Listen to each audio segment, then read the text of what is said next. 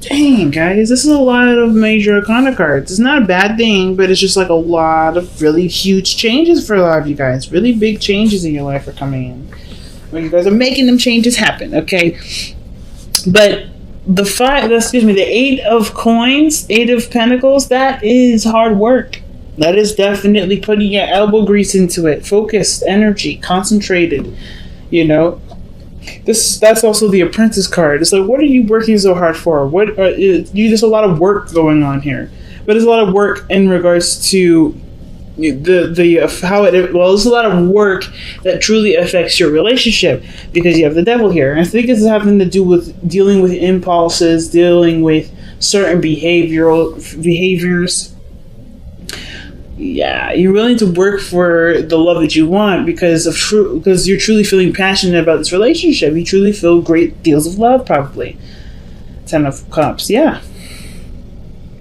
I feel like for some of you guys definitely want to work on the relationship for the betterment of you and your partner. But it's, of course, overcoming the things that make you feel trapped. Overcoming a lot of the patterns and behaviors in which things used to be taken care of. I feel like the Devil is also telling you too, or telling us right now today, is that the focus is that you have a strong bond between you and this individual, you and this person that's in your life, that's significant to you. Almost like you feel like you can't live without them. There's such a strong, dynamic person in your life. This is someone that brings a lot of stability, like this is two peas in a pod. I felt the Devil is not a really bad card. It's really a card that talks about what, things that are that may not, sometimes they talk about things that may not be in your best interests, unhealthy relationships, unhealthy behaviors or patterns, or certain repeating patterns in our behavior that doesn't really lead us to anywhere nice. So I kind of feel like with the Devil coming up like this, you guys are really looking at the strength of your bond and trying to strengthen your bond by overcoming unhealthy habits and behaviors, either between you two, between some sort of behaviors or habits that you've been doing or the other person's been doing. This working towards recovery of some sort. Now, in the past, you had the High Priestess, rather. And the High Priestess energy, that usually means there's a lot of receiving, a lot of non-action. So I feel like for some of you guys, you definitely were just observing, being alert, being aware. But it also can indicate that you knew something that you were very aware of. What is the High Priestess saying to us in the past?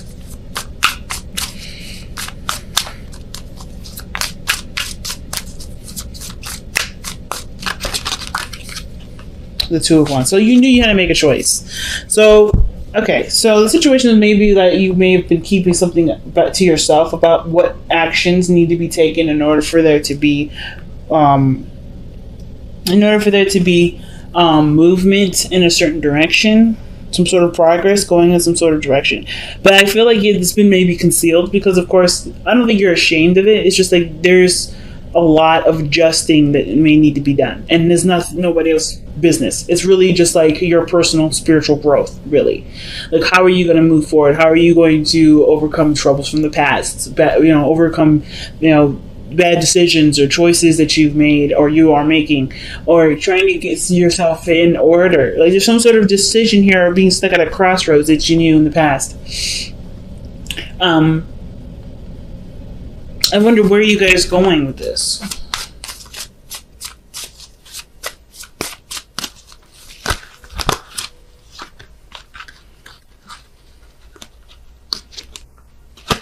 That could also indicate too that there was radio silence too, I feel like. Like you're ready to go, but there was always something that kind of cock blocked you, or not, because the High Priestess isn't really blockage. Yeah, taking a leap of faith, doing something that maybe requires a little bit of risk, and it's a small offer, maybe of love or some sort of emotion. Somebody's expressing their feelings here. But the High Priestess is not doing anything. Like, the High Priestess is like, I'm not going to take action. I don't need to take action. Everything I need will come to me.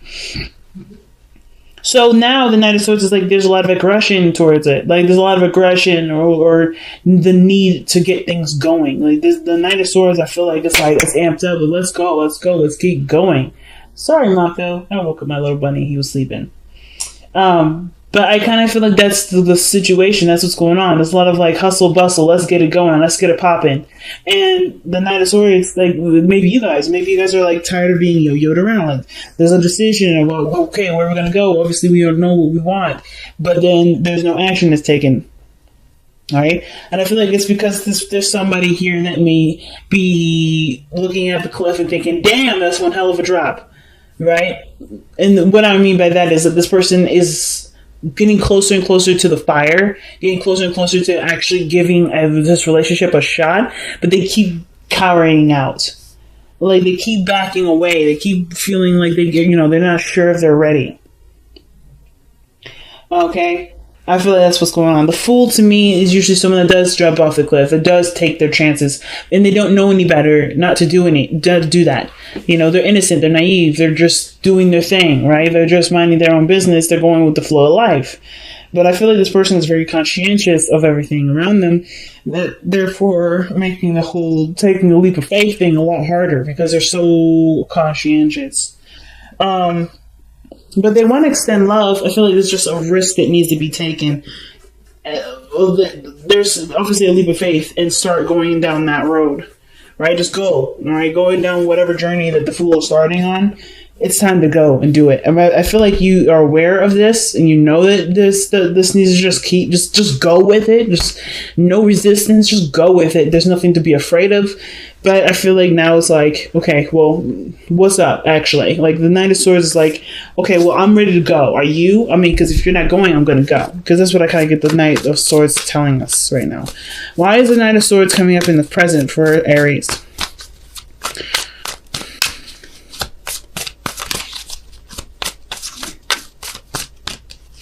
Because of the judgment. Yeah, I think you've been hit. You're hitting a serious patch in your life where big decisions will definitely need bigger steps. I mean, you have so many major arcana cards that come up in here that indicate the just choices in your life for you are huge.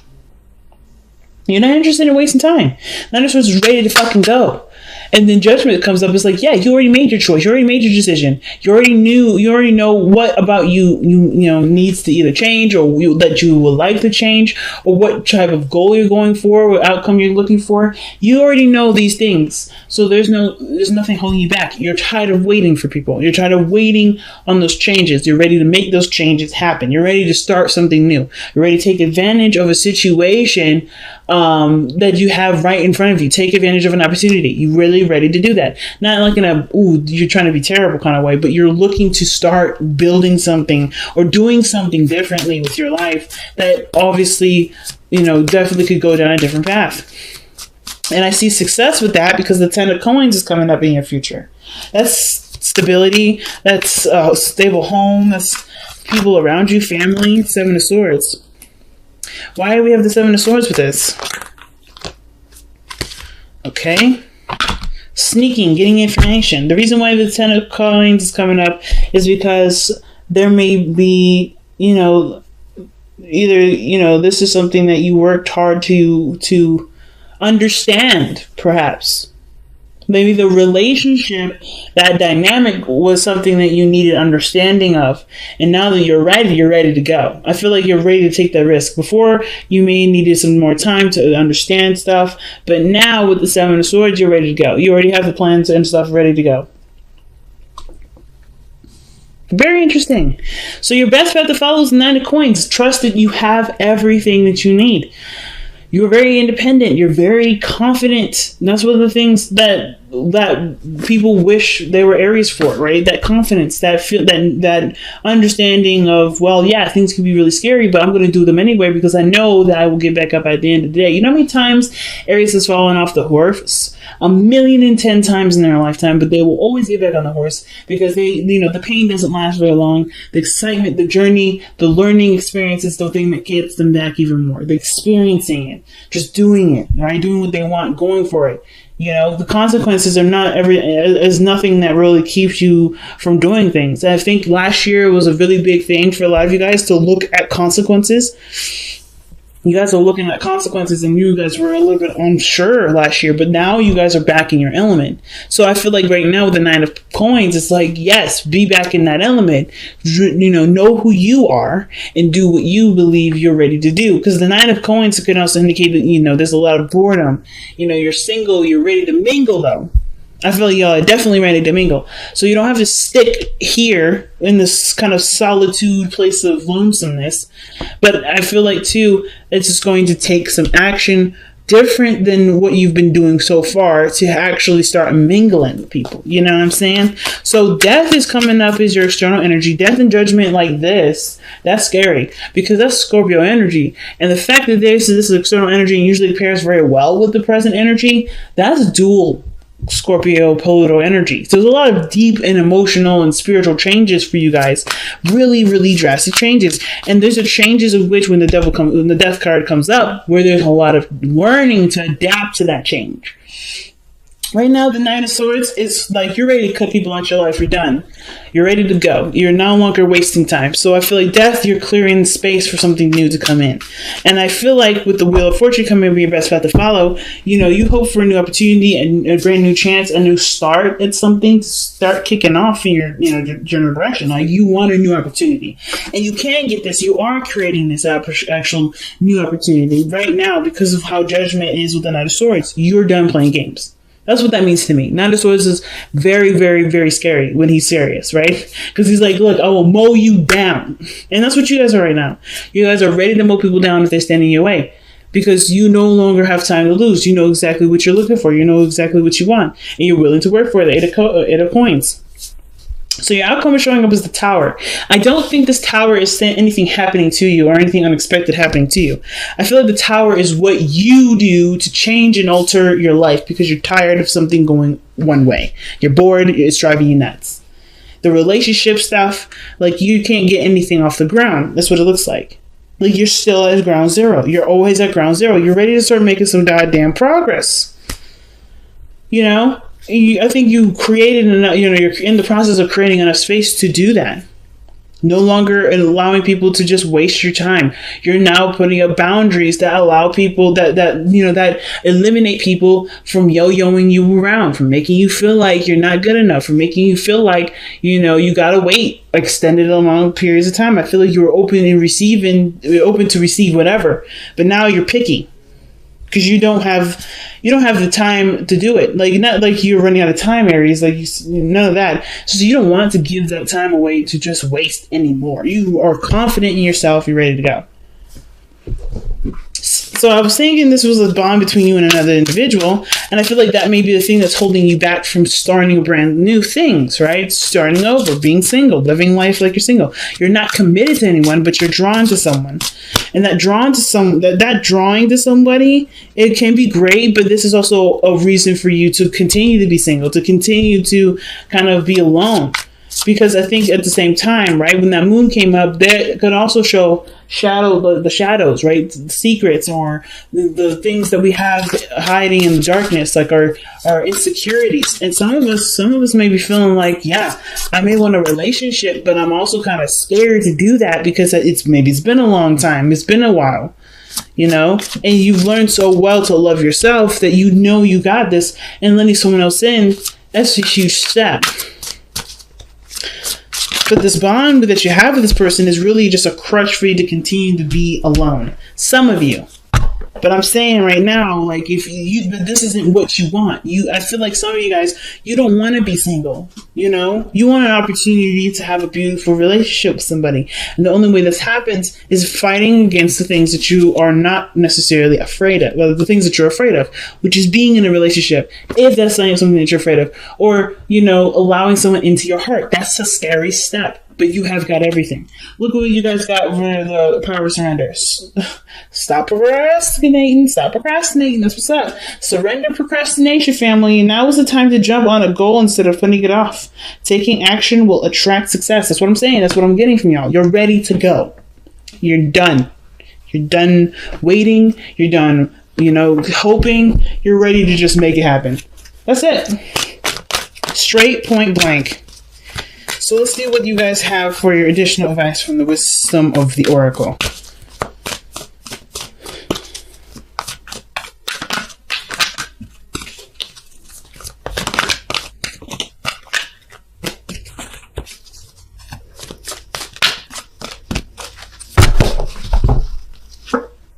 Come to the edge. Take that risk, family. Oh my God. You got so many cards in here that talk about taking a risk, taking a leap of faith. And it's not that you aren't doing that.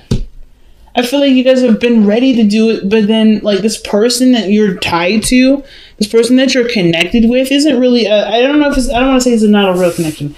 It's definitely real. But I feel like this is like a tethering to continue to be like, okay, yeah, nothing's really actually going to happen. Oof, am I really ready? It's like all those times where this person has been like, yeah, okay, let's figure it out. Yeah, okay, let's figure it out. Yeah, okay, let's go out. Let's go eat dinner. Let's do this. Let's do that. Those things have been coming up as a way to kind of prepare you to take that leap. You know what it looks like. You know what it tastes like. You know what it smells like. That gift, that bone, that chocolate piece of cake, that is right there in front of you. You know exactly what that means. And it's just the work that you're going to need to do to get it. The amount of trust that you're willing to put in yourself to get it. That's the scary part. But you guys are braver than you realize.